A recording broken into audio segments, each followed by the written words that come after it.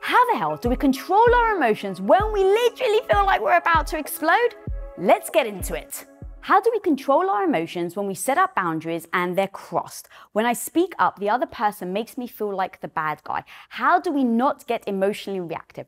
Okay, I freaking love this question. And the reason why I love it is that you're taking ownership. How do I become non-emotionally reactive? Because that's the thing, guys. You're never going to be able to control the other person, but you can control how you react to something. But there's also one other thing. You can control how you approach it in the first place, because this is how I see it, guys. Setting a boundary with someone that you really care about, I'm going to put the asterisk there, someone you really care about, means that you have to show them respect. If you go in and say, hey, you've just crossed this line and you've done this and you've done that. Well, imagine someone comes to you like that. What do? You defend yourself. Of course you defend yourself. So what you want to do is make sure that when you're taking that very first step where someone's overstepped their mark, crossed your boundary, whatever it is, that you approach it in a really non-emotional stance. So if you're looking to approach it, are you happy? Are you sad? Are you frustrated? Really acknowledge what emotion you're feeling and make sure that you do it when what I like to call emotionally sober. It means that you're not drunk on your emotions. Why do I like to say that? Because we've all, if you've ever had alcohol, you know you have a couple of sips of alcohol, you're dancing, you're doing things, maybe you say something you shouldn't, and the next day you regret it. It's exactly like emotions. You may say something, you may do something that the next day you're going to regret. So how the hell do we stay emotionally sober? So first of all, make sure that you approach the discussion when you're calm, when you're in a good mood, when you're happy. Now it's about what language are you going to use so that you can, quote unquote, control the situation as much as you possibly can. Now, when I say that, like I said, you're not going to be able to control how they respond, but it's absolutely imperative that you do go into the situation knowing that you can control how you approach it. So what I do is I think about the language. I think about who I'm about to speak to. So I'm actually going to give you an example that happened between me and my adorable husband. It was during my days as a stay-at-home wife, and I literally would rely on him to text me. I was bored. I would be texting him. I'd be calling him. And he just got really freaking busy. He loved working hard. He loved being an entrepreneur. And so time to him became very valuable. So what ended up happening was he was coming to me just with one-word answers. And it got to the point, guys, where literally I would be like, hey, babe, what time are you coming? Just want to let you know that I'm cooking this. And his response was K. The letter K. Now, I love my husband to bits, but to me, I started to feel like I wasn't really important to him. And so I thought, you know what? I need to talk to him about where I see the boundaries of being, where you can be somewhat neglectful towards me, which I've actually told him you can totally neglect me on these situations. So where I am okay with feeling neglected and where I'm just not okay. And I think setting that boundary is super, super important. But you can imagine if I went to him and I was like, hey, motherfucker, I want you to stop saying K. It is so disrespectful. I can't believe you don't even have the respect to write the O. Do you not love me or something? That's one way of handling it. The way that I actually handled this was knowing how much my husband loves me, knowing that he wants to make me happy, knowing why he's doing K, so I'm not coming at him like he's doing something wrong. It's just a difference of opinion. It's a difference of opinion.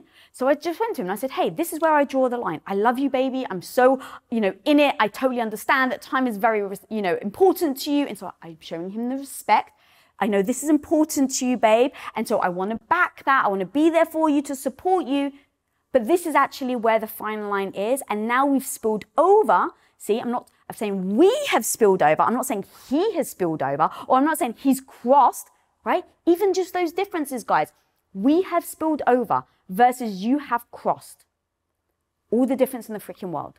So I watch the language I use. We have spilled over into not having a very tight communication, and I start to feel, I use the word feel because it is not a fact, I feel it. He can go, well, I don't feel like that. So now what are you doing? You're just arguing about how you feel. But I don't want to argue about how I feel. So I say feel because I want him to know that it is an emotional reaction. And when he knows it's an emotional reaction, he's not just trying to convince me otherwise. Like literally try and convince someone they don't feel the way they do. You can't. can't. You can talk through it with them. You can get empathy. You can see it from their perspective. Maybe you can help them change their perspective, but you can't convince the person that their feeling isn't real. So we don't try to convince each other. He doesn't try to convince me. So I say, babe, I feel more disconnected to you. Just putting that K, I totally get that you probably don't, right? Making him see that I understand his perspective. And there you go. Once I said, babe, I really feel like this, I would love it. Asking, being part of it, not demanding, because who the hell wants to be told what to do? I certainly don't. So I literally use these language, and what does he do now? He basically said, I totally hear you, babe. I'm going to make the effort to do the O. And now we have lovely text messages, and if he's in a rush, he just texts me, okay. And I'm totally fine with it. So that's how you address the boundary in the first place. Now, if you've gone into it really thinking, really analyzing, trying to be like super respectful and really trying to make an effort to put this boundary in place, but do it in like the most gracious way, and they don't reciprocate, and they come at you and they're like, I don't agree with this, and they try and bulldoze you, or they try and wreck your boundary, or they try and cross it and disrespect it blatantly to your face, because that may happen, guys. If they do that, now at least you can come saying, I did everything I possibly could to set this boundary up and my relationship with this person for success. But now at some point, it's going to have to be down to them. It's going to have to be down to how they then react to it. And so for me, if I've done all this work, all this effort to really create space, and someone then just disrespects me, going back to how do you not emotionally react? In that moment, I could just revert to, I'm so proud of myself, Lisa. I'm so proud of myself for having gone into this situation with utter dignity, respect, low emotions, thoughtfulness. And now if someone's not responding, I will tell myself before I go into that conversation, what's your freaking exit plan? So I ask, what is the exit plan? Now, if Tom had turned around and said to me, Lisa, I don't give a shit about the O, like you're going to get the K and that's it. Well, now that becomes a discussion about the disrespect. But let's say they're not even willing to discuss. Now it's up to you on what you want to do about it. Do you want to freak out, or go back to your action plan and say, they are showing me their true colors? That's what I would do. I literally go, don't worry about getting emotional, Lisa, but just don't react to it. In that moment where they respond the way they do, take a deep breath, be proud of yourself, and then say, now the ball is in my court. I can walk away knowing that I'm proud. I think we get very emotionally reactive when we feel shame, when we feel guilt, when we feel embarrassed. At least I do. And so knowing that I've shown up with such freaking respect allows me to walk away with no emotional reaction. I don't know if overwhelm is an emotion, but it's my biggest challenge. I'm fine, and then one more thing gets added and I lose my shit, and I'm very not fine. I would love ideas on how to cope when it seems like an avalanche of stressful demands threaten to take me out. Oh my God, if there was any question I could relate to, it is this one, because I used to be there. I was the one that used to tell myself, suck it up, Lisa. I had a very negative self-talk. Suck it up, Lisa, you're a worse. Come on, you can take it. Come on, you can take it. Because it would make me stronger, I thought. Now, what that ended up doing is leading me to the hay that broke the camel's back. It's freaking cliche, but it's cliche for a reason, guys. Because think about this situation. You're taking on a problem, taking on another problem, taking on another problem. Those becomes bloody hay on your back.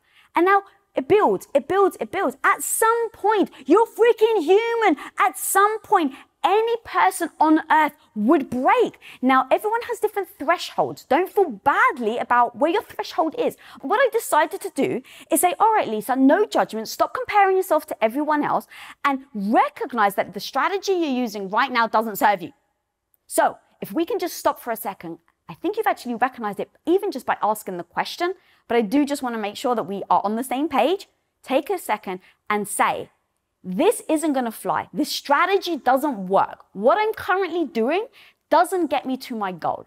All right, amazing. Now we've all decided that the way that we are acting right now doesn't get us to where we want to go. So knowing all of that, knowing that the stress can actually build, even if you feel like you still want to take on the load, at least you have something to go back to. I know that I cannot physically keep doing this. I've been there before. I've seen it happen. So I know I can't. All right, we've all established something needs to change and that you need to be able to change in order to manage your stress. Great. Now we actually know what we have, or that we have to change and what we're trying to get to. Now we can assess, how do we actually get there? What are the steps I need to take? And what I do is, because we're all different, guys, we're all different. So what I would suggest is go back to the next time you lost your shit. We all have them. Don't freaking pretend. You may have tried to bury it in your closet, but we all have them. The moments we're super embarrassed about, the moments we're ashamed about, the moments we're like, oh my God, I hope I never see that person again because I flipped my shit so much and they will witness. What was that moment? All right, now if you've all got it, de-escalate the judgment, remove the shame, remove the embarrassment. Because guys, if you're sitting there at home going, yeah, I have one of those, you can guarantee almost everyone watching this video has one.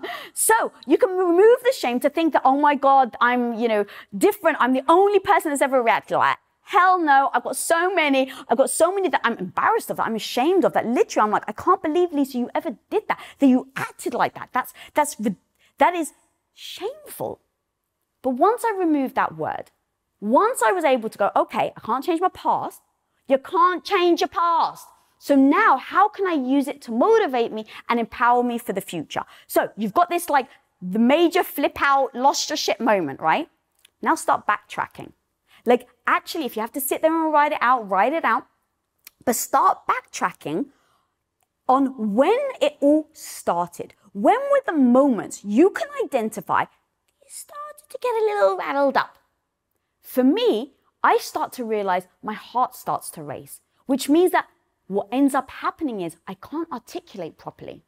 Now, I'm still in the throes of escalating, but this is a sign that I've realized. So now what have I done? I've got it in my little tool belt to know that when I can't articulate properly, when my words aren't coming out properly, it's a freaking sign. It's a sign that I'm getting very stressed. It's a sign that I'm starting to feel overwhelmed.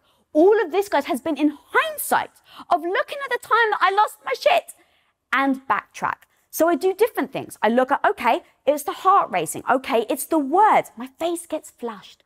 When my face starts getting a little warm, these are all red flags that I start to put in place so that I can use the next time. I'm not shaming myself for the past. I'm just using it as an amazing tool to then remember next time. All right, so I've just listed a couple of things there. Then I go to when I'm feeling overwhelmed, what do I do? What do I do in those moments of overwhelm? What is my go-to things that I know that are going to help me in those moments?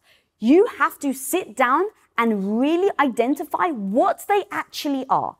Is it music? Music is my freaking jam. Like you put on Destiny's Child, I'm a Survivor, and you better freaking know that I am like wiggling my tush and I'm in a much better mood and now I feel less overwhelmed. You need a disruptor. You need that one freaking thing that in that moment of overwhelm, if you've missed all your signs, that now you can stop, right? So think about it as being these stepping stones process. You've put these red flags, but you may miss them. What happens if you miss them, right? Okay, you start to yell or you start to like, your voice starts to really get, okay, well, shit, you've actually missed the first signals. But don't beat yourself up. Now you're in your second part of it where you're like, oh, this is where I need the music because I actually failed over here.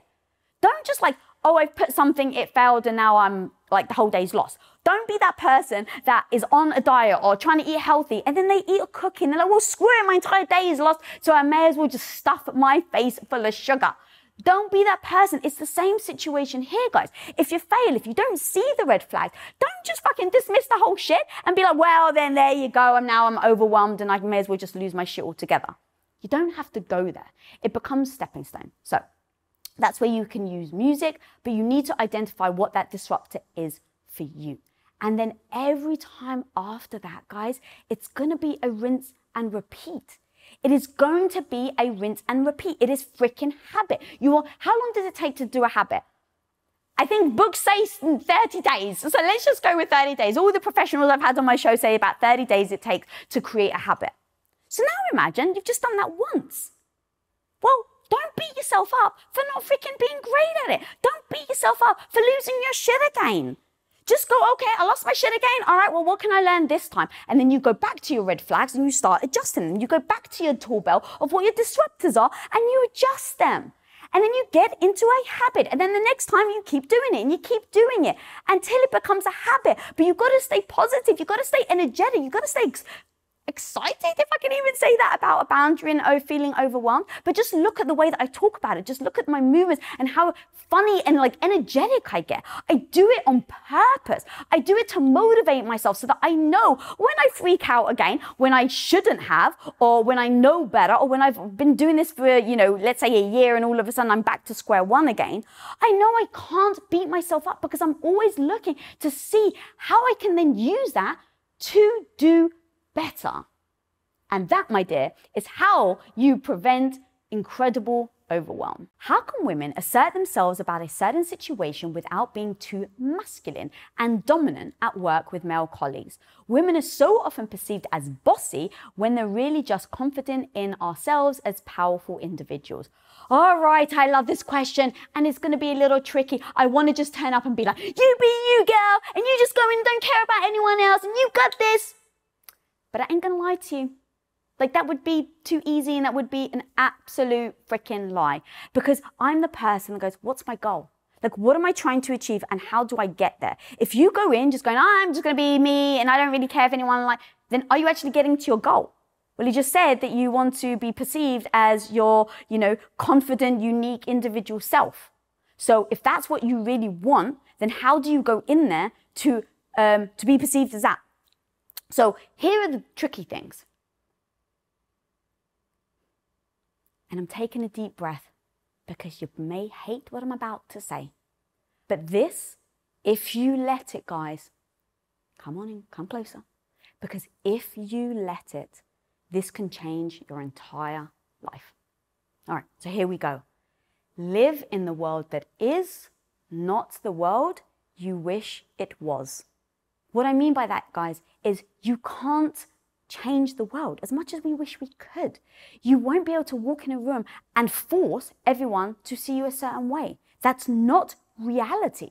So what is reality? Reality is that when you walk into a room, whether it's with men or with women, they're going to have their own perceptions based on where they come from, what their experiences are, what they have seen growing up, what they have done in business, what their experiences are, they are bringing to the table too. So now, understanding and knowing that, you need to go into the situation saying, how do I make sure that I am very true to who I am? Because I don't suggest anyone just fake it or bullshit or try to go in and just be bullish. But I do think you should go in with how do I show up as my true self to get me to where I want to go. So for instance, perfect example, guys, I freaking like taking care of people. I'm Greek. When people come to my house, I'm like, always like, oh my God, do you want tea? Do you want coffee? Do you want snacks? Oh my God, here you go. Like, that's just me. And over time, as we started to build Quest and as I started to get into more and more board meetings, I started to be seen as like, oh, Lisa, can you get coffee?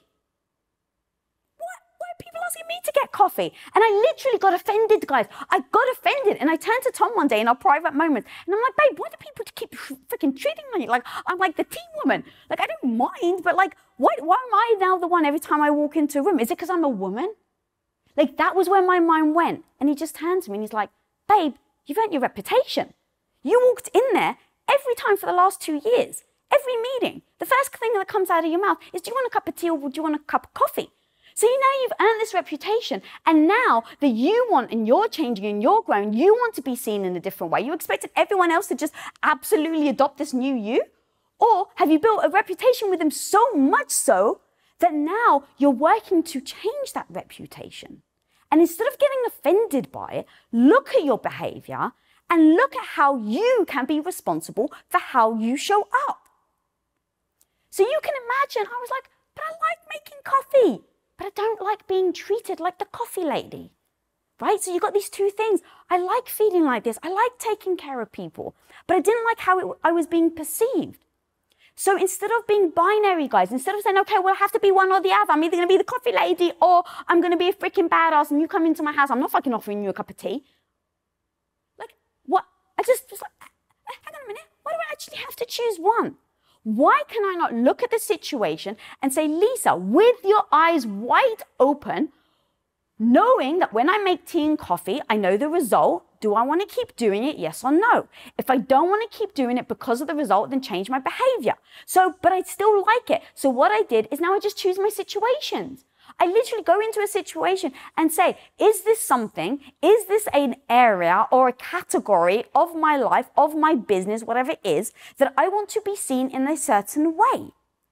And if it is, then I'm going to adjust my behavior in order to act in accordingly. So what I do now is if it's team, if it's like more of a chill, if it's like a meeting, I'm like, hey, does anyone want anything to drink? And I'll bring out snacks.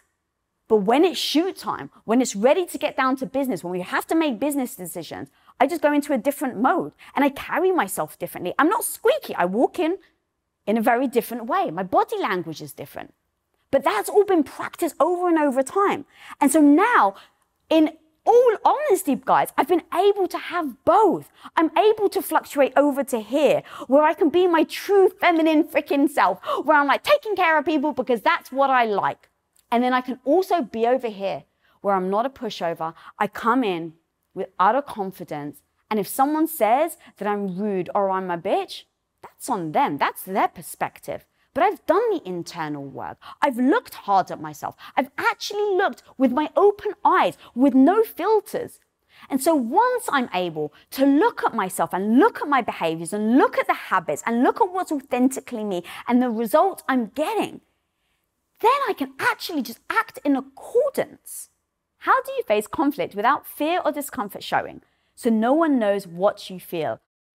All right, you may absolutely hate this answer, but I'm going to be super freaking true and honest so that you know how I actually work through my fear and discomfort.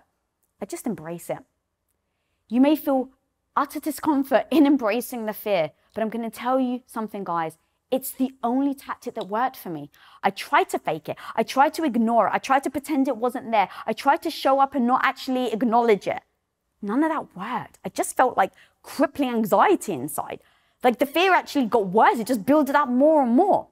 So what I do now, like this is literally, what I do now is because I felt everything else.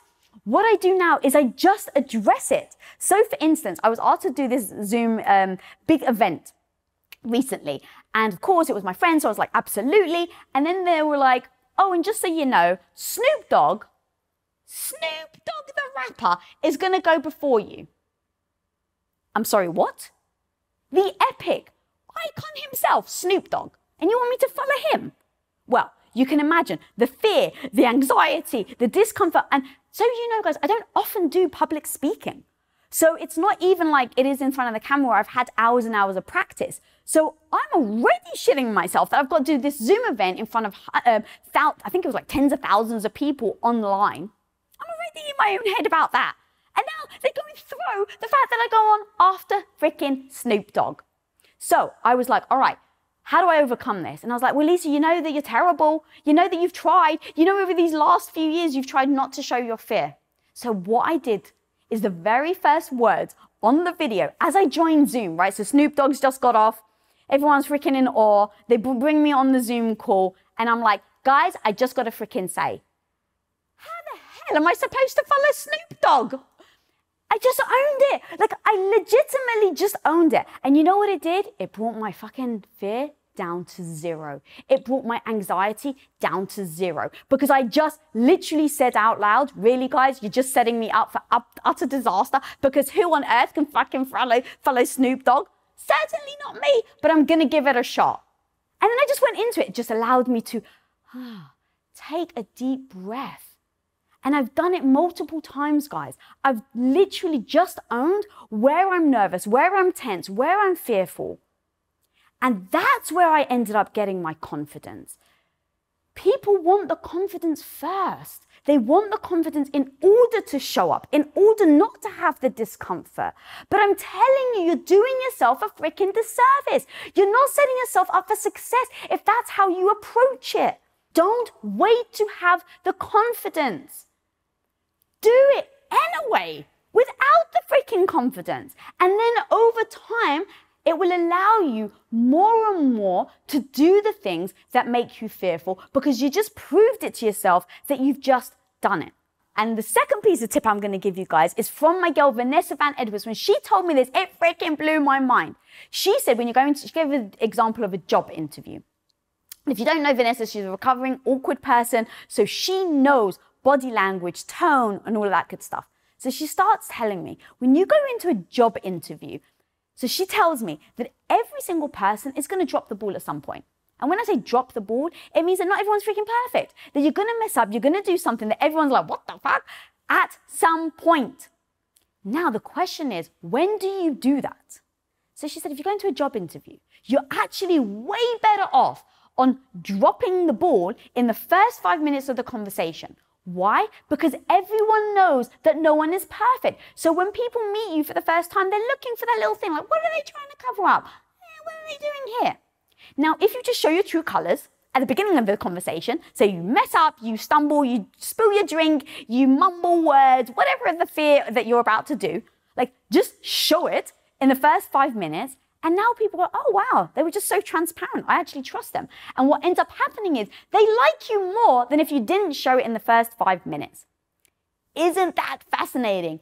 Now, here's the other part that's even more fascinating. If you try and hide that, if you try and hide the thing that you're so worried that you're going to show, and you drop it at the end of the conversation somehow, because you're going to slip up, right? We all do. So if you're trying to hide this thing that you don't want other people to see, and you end up slipping up towards the end, you know what ends up happening? People think you're less trustworthy. Say what?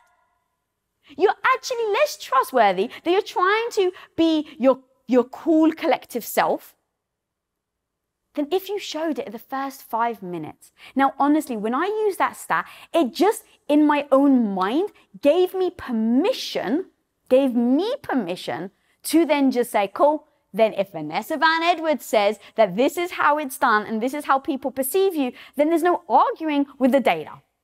So I gave it a shot. And that was exactly when I tried it with the Snoop Dogg, and I literally had so much fun and I had zero fear by the end of it. So use those things. Use what I've just given you as actually a tool. And it's going to take time. As I always say, it's going to take practice. You're going to be super uncomfortable. But what I literally say is don't worry about showing it, because that actually can be so freaking beautiful. Can you please speak about how to prevent yourself from falling for someone you hit it off with from the beginning too quickly? All right, so I'm always the person who's just going to ask the really freaking honest questions. Why do you think it's too quickly? Like, I'm not sure where there's a rule guide or a rule book to say, well, we should do this and we shouldn't do that. Now, if you're coming from experience and you're saying, you know what, in my past relationship, I came in it too quickly and I ended up getting hurt. And so I'm now assessing my past relationships and looking at what I can do to improve on. Okay, if you're coming in like that, then I actually get it. So let's just assume that's where you're coming from. I would backtrack, as I always do, guys. I don't feel guilty. I try not to carry shame or guilt with me. I just look back and I say, I can't change my past, but what can I do to use it as a superpower? So I look back to that relationship. So let's say this is why you're asking. So look back at that relationship and say, what are the flags that you wish you had actually recognized and done something different? Because let's say, for instance, you fall for someone and you're like, oh my God, this is the one, but you're not sure if they actually want to date, let alone like get married and have kids or whatever you're looking for. So I would say backtrack and say, where were the moments where you feel like it wasn't reciprocated? Because I'm going to be freaking honest, guys. I met Tom and we both fell for each other immediately. And we both wanted to make the relationship work long distance. And we both wanted to get together after 9 months and get engaged. And we both wanted to get married and live in America together. So you can understand when I say quickly, is it because one person is one person is the other? That's where I think it can become a problem. But in hindsight, when I look back at my relationship with Tom, I'm like, oh my God, that was freaking quick. Like after dating for him for like a month, he came over to London and stayed with me in London with my mum at my mum's house. Now, is that too quickly? Maybe. But we were both had the same framing. We were both seeing that relationship in the same way. Our feelings were growing together. So it didn't seem like there was a mismatch or a disconnect. But if you're finding that you're falling too quickly and that's where you get hurt because there is a disconnect, then the great news is, number one, you've actually recognized it. Now, like I said, you need to go back in time and recognize where were the things where you felt like you were really engaged and you were sensing they weren't. What was that moment? Also, I literally just did an interview with my boy Matthew Hussey about this very thing. So go check out that episode where we really do dive into a deep discussion about making sure that you're both on the same page and the language you can use. It doesn't have to be scary. You shouldn't feel the fear of bringing up your relationship or feel the fear of actually asking people where it's going. As long as it's not all right, where's it going? How long? That can become pressure. So I would say create a space where you can talk to this person really openly with no judgment. Because here's the thing, if you're looking to get married within a year and they're looking and they're not, no one's right, no one's wrong. It's not like you're right and they're wrong or they're right and you're wrong. So you just have to acknowledge that this is what is true to you. And now if you're dating someone, are they the right person to be able to sit them down and have this discussion with them? Because if all of a sudden you sit down and you're you don't have to say it in a really serious way, sit down and it's all right, so where's this relationship going? Where are we going to be in a year? You don't have to do it like that. That becomes very intense and intimidating. But I would just do it really casually. Oh, so hey, what are you actually looking for? And then start to see where they are in the relationship. You don't even have to say where you are. You can just ask the questions to gauge where they are. And now if you are in a different place to them, now you have to assess if that's something that you want to continue. Because what may end up happening is, in hindsight, you're going to look back and say, wow, I was in it way too quickly. And now you're going to find yourself back here again. So the actual tactics are assess where you are in the relationship, figure out where they are in a super casual, chit-chatty way, and then don't be afraid to just own what is important to you, and as well as recognize where the red flags are and when they're being waved.